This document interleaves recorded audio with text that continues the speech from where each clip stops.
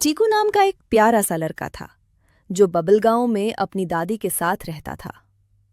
चीकू को खाना बनाना बेहद पसंद था और खासकर पिज़्ज़ा बनाना तो उसकी सबसे बड़ी खुशी थी। जब भी वो अपनी दादी के लिए पिज़्ज़ा बनाता, पड़ोस के बच्चे उसकी रसोई की खुशबू से खिंचे चले आते। धीरे धीरे चीकू का पिज़्ज़ा पूरे गांव में प्रसिद्ध हो गया। एक दिन चीकू ने ठान लिया, अब मैं अपनी खुद की पिज्जा की दुकान खोलूंगा। दादी ने उसकी बात पर मुस्कुराते हुए सिर हिलाया और कहा, अगर दिल से कुछ करो तो राहें खुद बन जाती हैं। अब चीकू ने गांव के चौक पर एक पुरानी झोपड़ी को रंग बिरंगे पोस्टरों और लकड़ी की टेबलों से सजाया और नाम रखा चीकू की पिज़्ज़ा दुकान। पहले ही दिन गांव के बच्चे मीना, बबलू, राजू और सीमा और बड़े बुजुर्ग बाबूजी रमेश, मौसी कमला, टीचर वर्मा जी सब खाने आए। चीकू ने सबके लिए खास स्वाद वाले पिज़्ज़ा तैयार किए। मकई टोमेटो, चीज़ी मशरूम, पनीर स्पेशल और बच्चों के लिए चॉकलेट पिज़्ज़ा भी। जैसे जैसे दिन बीते, दुकान की प्रसिद्धि बढ़ने लगी। लेकिन गांव के दूसरे कोने में रहता था भोपू नाम का एक युवक, जो खुद को मास्टर शेफ भोपू कहता था।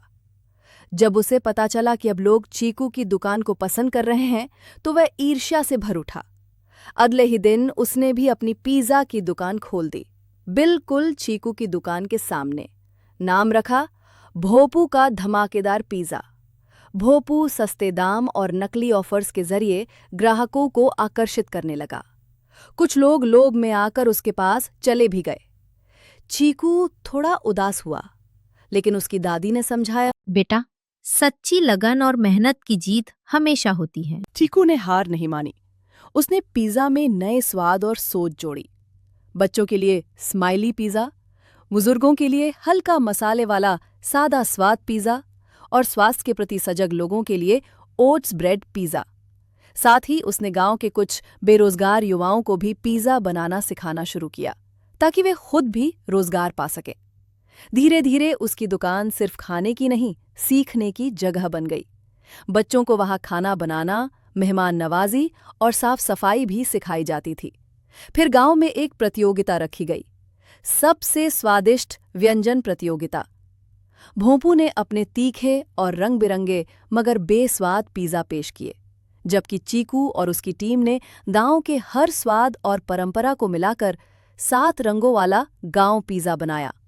जज थे retired master Ramlal, doctor Shalini और प्रधान मोहनलाल। उन्होंने जैसे ही चीकू का पिज़्ज़ा चखा, उनके चेहरे खिल उठे। नतीजे की घोषणा हुई और विजेता बना चीकू की टीम। भोपू को अपनी गलती का एहसास हुआ। उसने चीकू से माफी मांगी और कहा, मैंने सिर्फ दिखावे के लिए काम किया, लेकिन तुमने दिल से बनाया।